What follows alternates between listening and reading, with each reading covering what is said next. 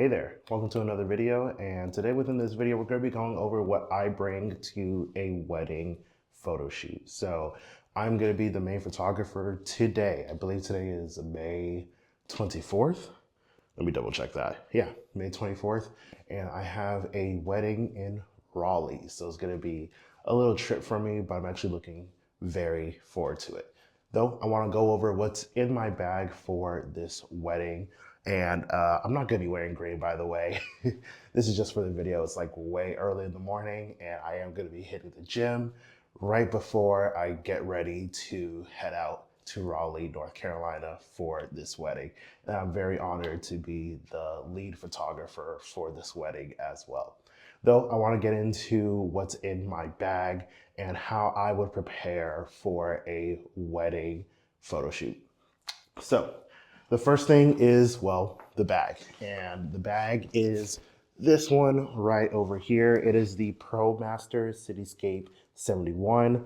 And I actually love this bag. I got this as a graduation gift from my fiance, and she has been doing really good on her gift giving. So I'm very, very, very happy with this gift. And this backpack has been holding everything that I've been carrying ever since I had my Canon 70D as my first camera. And I've been upgrading ever since then with my lenses as well. This bag truly does it. It has multiple pockets, and actually we have 1, 2, 3, with extra pockets right over here, here, and another one over here. And then for the laptop sleeve, it's just right over here. So it's just amazing. And then, if you want to have, or not if you want to have, I should say, you're probably wondering, where is all this camera gear gonna go? Well, it goes in the back, and the back actually has extra straps right over here, and another one, oh, it's kind of heavy, at the bottom, so that you can alleviate that weight. But we're gonna get into what's in the bag. So the first thing within the bag is going to be the camera, and I'm rocking the Canon EOS R. This has been my workhorse of a camera for, I think, almost a full year now. And yeah, I love this camera. Yes, it still has a mechanical shutter, but it is a mirrorless camera, which still takes beautiful photos, which I love so dang much. And I usually don't rock it like this because I carry a battery grip. This battery grip allows me to just attach it to the bottom of my camera, and I can easily go from horizontal to vertical, which is amazing, and it gives me extra battery life. Usually when I have 2 batteries inside here, I usually don't have to charge it for, I'd say, 2 or 3 regular photo shoots. Let's say those photo shoots take up to 2 to 3 hours. Yeah, I usually do not have to charge this with the battery grip. The battery grip is amazing, and this camera is amazing. And recently, I did not know that you can get more photos and more frame rates if you switch from RAW to C-RAW. And I didn't know that was like Canon's like compressed RAW. I've been literally using regular RAW, which is a bigger file, which is great. But if I can get more frames while I'm shooting, like faster frames, I would have easily done C-RAW instead of RAW. And the quality, I literally see no difference within the quality when I'm editing within Lightroom and Photoshop. So yeah, this camera was still the first mirrorless camera that Canon released, and it's still the GOAT. I cannot recommend it enough. It is an amazing photo-centric camera. Still takes great videos as well. It just needs a little bit more work when it comes to video. You have to know what you're doing. You have to know that you are gonna have that 1.7 times crop. But apart from that, yeah, this is an amazing photo camera, and it is going to crush this wedding today. The next thing I'm bringing to this wedding is going to be my Canon 24 to 70 f2.8L USM. It is the first Canon 24 to 70 that was ever released, and it's not, gonna be like blowing everything out of the water. But what I've noticed is that there's a lot of value within old gear that a lot of people are missing out on. And you don't have to spend, let's say, $1,000, $2,000 for a brand new lens or one of the top tier lenses. There's a lot of life, a lot of value within the older lenses or even the first version of an older lens. And this 24-70, when I pair it with my EOS R, oh my gosh, chef's kiss. It's just that good. It really is just that good.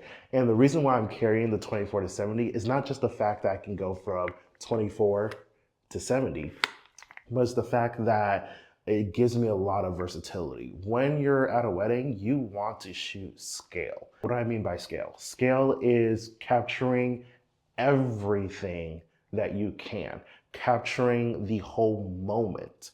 And if you need to get a close-up shot, let's say of the bride and groom, then you can easily switch to 70 and get in that closer shot if need be. And that's why the 24-70 is what I'm going to be carrying for this wedding photo shoot. And people are going to say, oh, the sharpness is not that great, or the contrast is not that great with this lens. To be honest, I would push all of those comments to the side. There's been multiple times when I've compared this lens to the EF 24-70 f2.8 Mark II. And yeah, it is sharper. The Mark II is definitely going to be sharper. What are you going to expect? They make a Mark I, which is this one, and a Mark II, which is supposed to be better. If it wasn't better, well, then people shouldn't be buying that Mark II. But I find that the Mark I still crushes it. I can easily add contrast and saturation to my photos. Like, come on guys, do you really not know how to use Lightroom? Please. Anyway, yeah, this lens is the GOAT, and I probably will never go without it unless I plan to upgrade it. The 24-70 f2.8L is a must-have for a wedding. Now, the next lens that I'm going to be talking about, I don't think I'm going to be using it that much for this wedding, but I do want to carry it with me just in case I do need it. And that lens is going to be the Canon 70-200 f2.8L USM. Once again, this is the first version with image stabilization built in. So this is the first one that Canon ever made with can't speak. So many words within this lens. This is the first Canon 70-200 that was made with image stabilization. It is an EF mount, it's not an RF mount. That's why I have my EF to RF adapter on my camera. But yeah, this lens, this lens is really good. When I do use this lens, it really just blows everything out of focus for the background and keeps whatever I want in focus in the foreground, and it's just beautiful. There's been times when I thought, oh, maybe I should look into the Mark II or the Mark III. And yeah, those lenses, once again, are going to be sharper. But then again, I'm like, I already have the Mark I. Why should I be seeking more? This lens already crushes it. I can still add sharpness and contrast to my photos later when I'm editing. So I'm not going to be giving this lens up, and it just works beautifully. Oh, and I don't know if you guys remember, I think I made a video about this lens where I was talking about it doesn't zoom to 200 millimeters.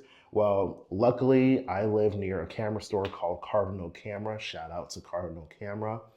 They actually got this repaired for me for 50 bucks, which was crazy because before I was only able to go from 70 to 160, but now it goes to 200. I don't know if you can see that. It's definitely reaching 200. I can easily switch it around too, which is just, yeah, beautiful. I love that. I love that so much. It's fully functional. If I need to get those tight shots, then I will definitely switch this over, especially if I don't have leeway to get, let's say, in the main lane while the bride and groom are at the ceremony, let's say pedestal. then definitely I'll switch over to this. But I do think my 24 to 70 is going to be able to capture everything that I need. So I'm still going to carry it, and I still love this thing to death, but I'm going to be mainly rocking my 24 to 70. The next thing that I'm actually going to be carrying is something that I feel like everyone should have, but it really is based off of the user's preference, and that is going to be a camera strap. So I currently have the Peak Design camera strap, and I have a love-hate relationship with this camera strap. Now, what I love about it is actually the clips, because the clips is attached to these red things that you put on your camera, and you literally just like snap it in like so, which is just like amazing. I love that. But sometimes it's hard to get off, and sometimes it just gets uncomfortable. Like I say, after like long hours, I tend to just like take it off and just hold my camera the whole time. So I do think maybe later in the future I will need a different type of camera strap, or maybe like a hand strap. I've seen a lot of people have like a hand strap or like a wrist strap for their camera. That's just something maybe I will upgrade to later on in the future. But as of right now, a camera strap is a must if you are going to be shooting, let's say, more than 2 hours plus, especially for a wedding. So the next thing that I will be carrying to this wedding is, well, a flash. It actually comes in this nice little pouch, but the flash I'm going to be talking about is the Kodak's V862 for Canon. It has the letter C on it for Canon. And yeah, this flash is very, very powerful, and I'm glad that I got it. It can rotate as much as I need. I can bend it so that I can bounce it off of a wall. And the only thing that I do not like about it is that the lock for it, even though I put it on my camera, it feels like it's wobbling, but I've already done a test where I've literally shook the camera ridiculously hard while this is on. And yeah, it doesn't come off, but it still does wobble, which, you know, gives me a little bit of anxiety. But yeah, always have a flash on you. You never know how the lighting conditions are going to be, and make sure that you know how to use your flash. If you have to put it on TTL mode, then definitely put it on TTL mode.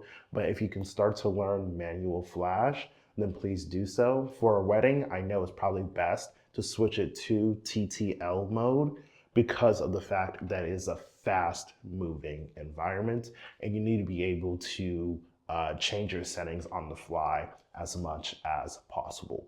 But definitely have a flash on you, like a Speedlight like this one is going to save you so much time. But yeah, definitely have a flash. Now, the last but not least thing that I'm going to be carrying with me to this wedding is going to be an extra battery and an extra SD card. Definitely carry these two things. You'd be surprised how much you will need these until you don't have them. So yeah, always carry an extra battery. And I actually label mine. I don't know if you can see that. It says my name, the battery, and then the number as well. That's just me. I like to label my stuff. It just makes it a whole lot easier for me. And then I still have my, is this a 128? Yeah, it is a 128 gig SD card. Yeah, get one, not just one, get at least 2 or 3, okay? These will save you so much time. Please, you never know what's gonna happen. I already have all my batteries fully charged. I know that for a fact because I fully charged them myself literally yesterday, but have these on you, it will save you a lot of time. But apart from that, I hope you guys enjoyed this video. If you did, please be sure to leave a like. Hopefully this gives you some insight on what to bring for a wedding photo shoot, or if you are the wedding photographer. And if you have any comments down below about what you would bring, please be sure to add that in the comments. And actually, one last tip before I go, make sure that you have a shot list. Shot list is very, very important. Make a shot list. You can put it inside your notes if you have an iPhone, Android. Make it like a checklist so that you can just check it down as you are taking photos for the day. But apart from that, I hope you have a great rest of your day. See you in the next video. Bye.